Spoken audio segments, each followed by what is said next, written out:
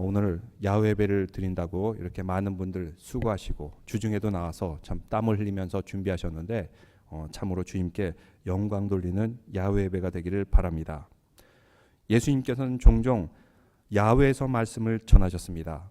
그래서 공중에 나는 새를 보라, 들에 핀 백합화를 보라, 그리고 무화과 나무와 겨자씨 나무를 가리키면서 천국의 비밀을 알려주셨습니다.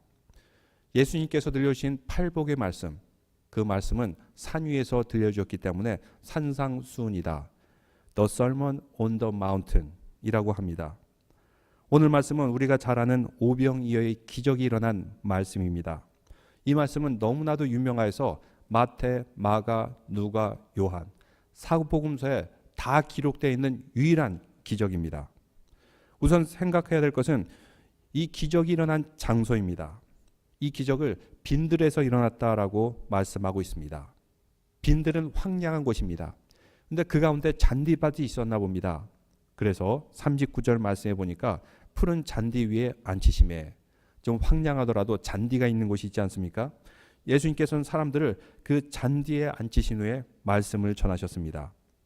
광야라는 특별한 장소, 예수님으로부터 생명의 떡을 받아먹은 이들은 바로 주님의 백성 되었음을 보여주게 됩니다. 먼저 예수님께서는 31절에 보니까 이렇게 말씀하고 있습니다. 오늘 우리 본문은 아니지만 6장 31절에 보니까 이르시되 너희는 따로 한적한 곳에 가서 잠깐 쉬어라 하시니 이는 오후 가는 사람이 많아 음식 먹을 겨를도 없습니다. 예수님과 제자들은 항상 분주하고 바빴습니다. 사람들의 필요가 있었고 또 사람들에게 말씀을 전해줘야 됐고, 이 말씀 전에 예수님의 제자들은 복음을 전하고 선교 사역을 갔다가 돌아온 상황이었습니다. 너무나도 지치고 힘든 상황이었기 때문에 잠시 쉬어라라고 말씀하고 있습니다. 지금 제자들에게 필요한 것은 무엇보다 휴식이었기 때문입니다. 사람이 휴식을 취하지 않고 계속 일만 하면 나중에는 스트레스가 쌓입니다.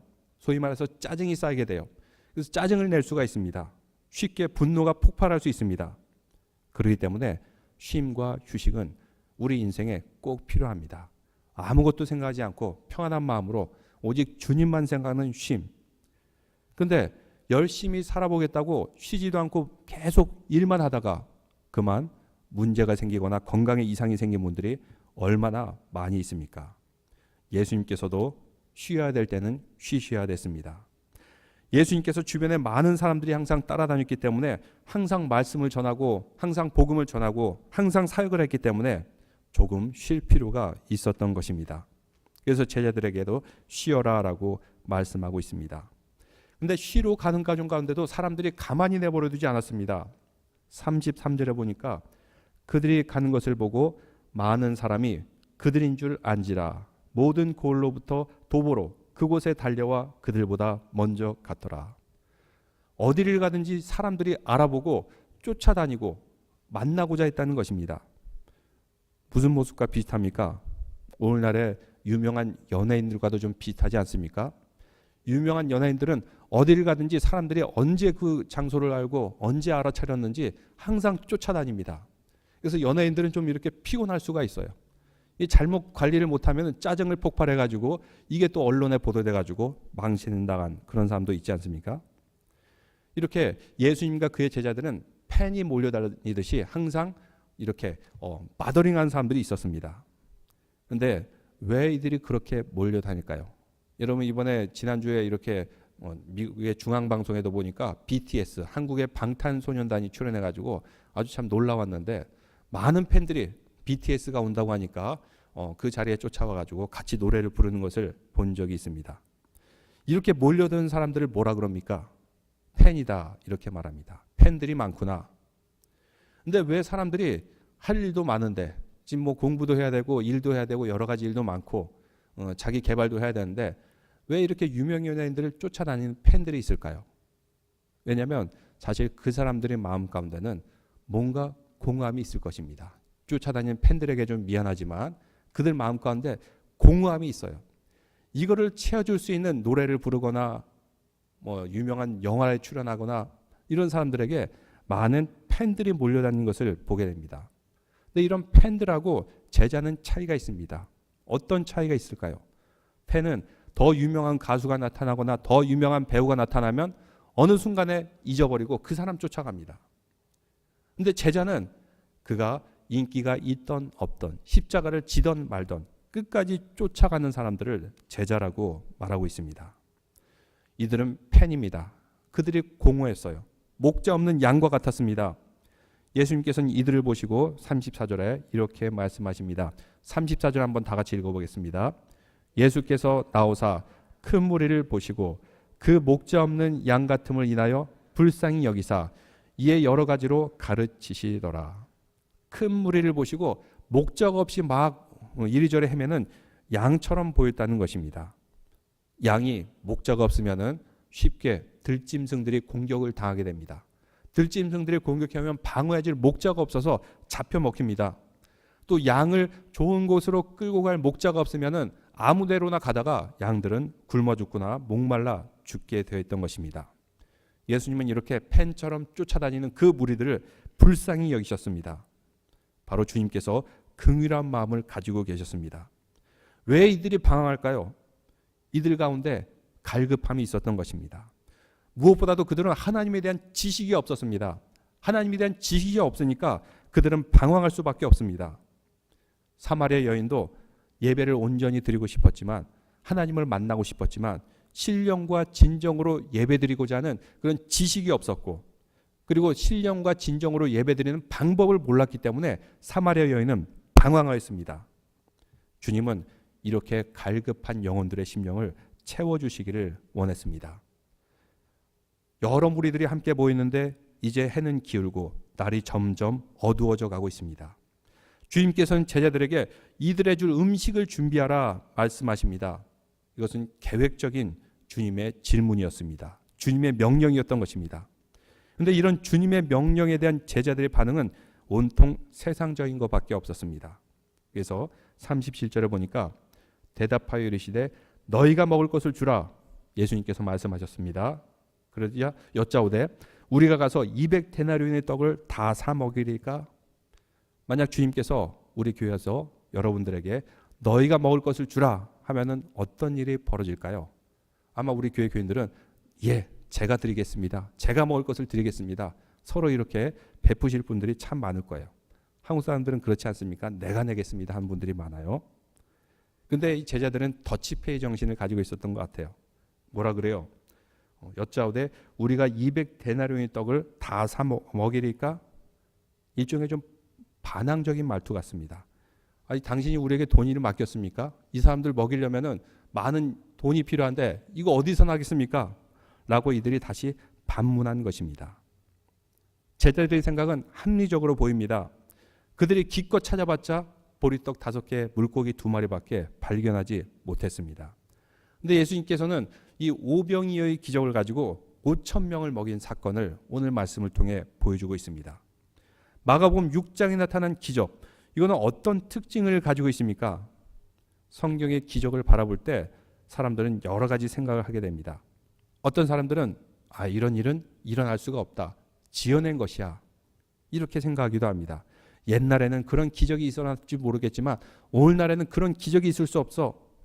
그런데 우리는 그 존재 자체가 벌써 기적이고 하나님은 존재 자체가 기적입니다. 이 세상도 기적입니다. 믿습니까? 아멘. 왜 기적입니까? 세상이 그렇게 과학적이고 이성적입니까? 뉴턴은 중력의 법칙, 만류 인력의 법칙을 발견해냈어요.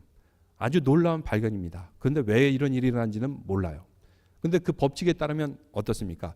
모든 물건은 끌어당기는 특성이 있는데 특히 지구와 같이 거대한 이 별, 이 지구에서는 모든 것을 다 땅으로 끌어내려요. 모든 것은 다 땅으로 떨어집니다. 지구가 더 크기 때문에. 바로 뉴턴은 이것을 발견해냈습니다. 이것은 과학입니다. 근데 여러분 보십시오. 이 세상이 과연 과학의 법칙이 그대로 적용됩니까?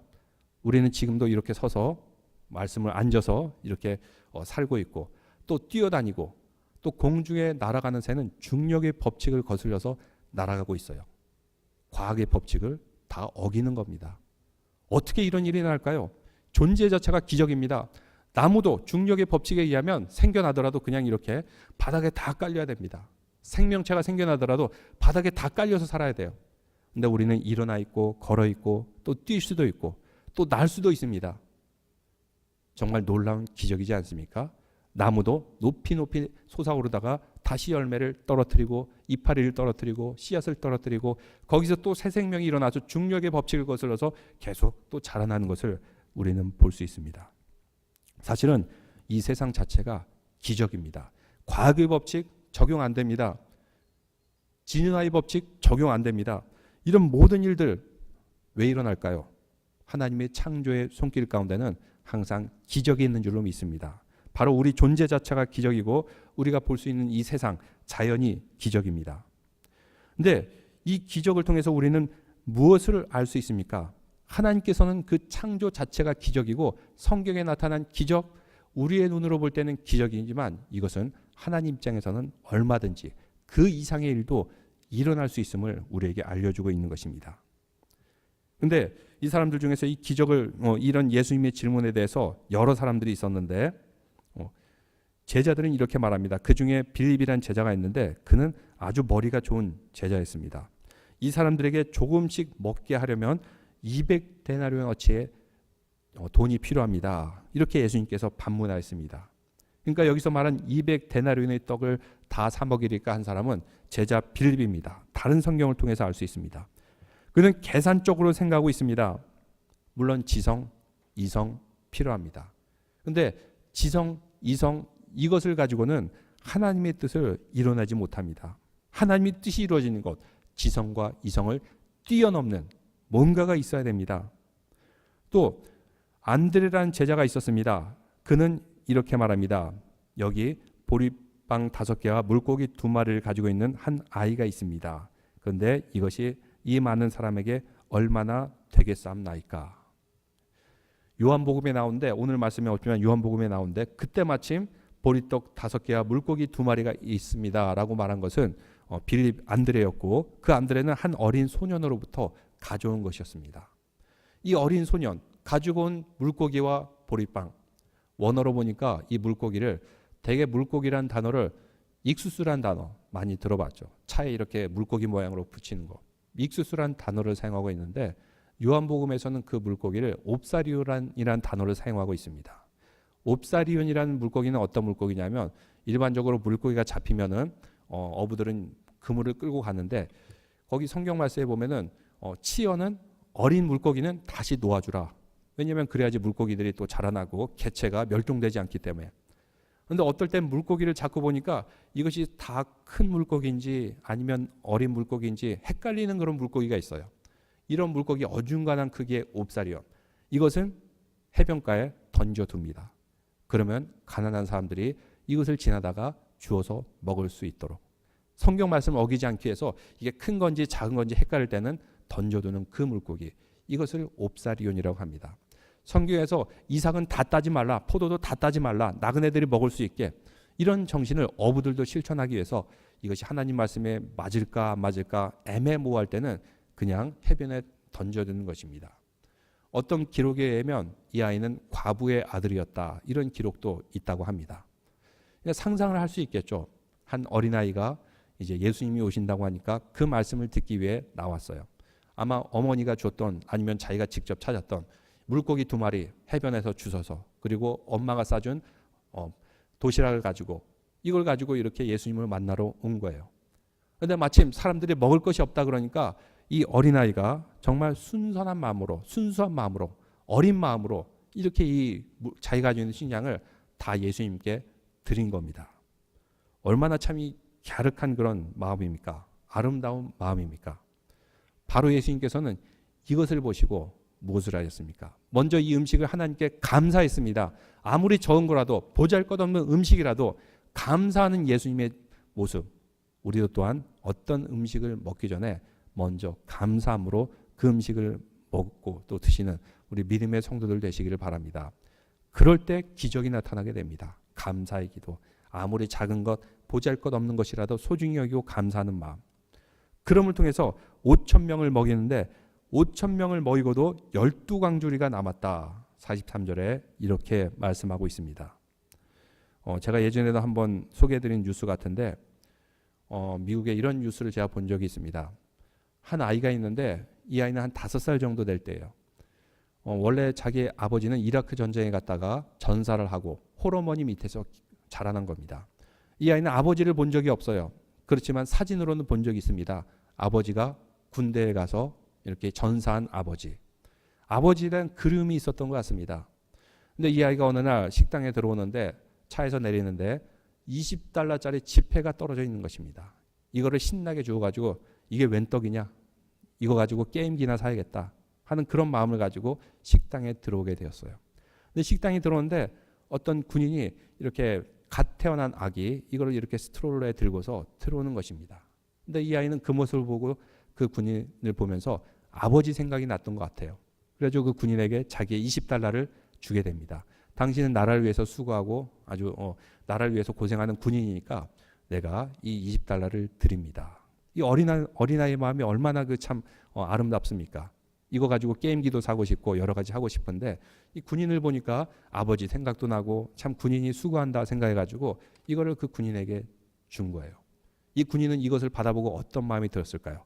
이걸 가지고 잊지를 못하는 겁니다. 그래서 그 아이가 썼던 포스트잇 메모지 그리고 그 $20 이거를 자기 일하는 그 군대 사무실에다 써붙여두고 내가 왜 군인이 돼야 되는지 군인으로서의 나의 역할이 무엇인지 아주 깊이 인상 깊은 사건이 되었어요. 근데 이것을 사람들에게 전달하기 시작하니까 많은 사람들이 이 사실을 알게 됩니다. 오늘날은 소셜 미디어가 발달해가지고 이런 소식을 전파하게 되면 금방 퍼지게 됩니다. 그래서 그 아이로부터 영감을 받아가지고 아버지를 잃고 태어난 그 군인 자녀, 이 자녀에 대한 기금이 엄청난 액수, 몇 밀리언 달러 액수가 모여가지고 그 아이는 몇 년 후에 이제 군인회로부터 이렇게 상을 받은 그런 아이가 있습니다.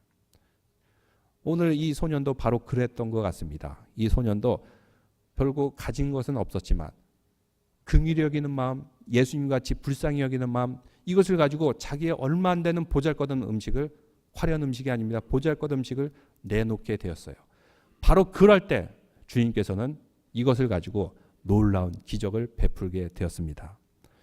오늘도 이렇게 우리 교회가 이렇게 건실하게 서 있고 또 하나님 사역 잘 감당할 수 있고 여러 일들을 감당할 수 있는 것은 바로 이런 어린아이와 같이 보리떡 5개와 물고기 2마리라도 내놓는 그런 마음, 이런 마음 가운데 하나님께서는 오늘 우리에게도 기적을 베풀어 주시고 나눔을 베풀어 주시고 또 하나님의 풍성한 천국 잔치 항상 우리에게 베풀어 줄 줄로 믿습니다. 기도드리겠습니다. 하나님 아버지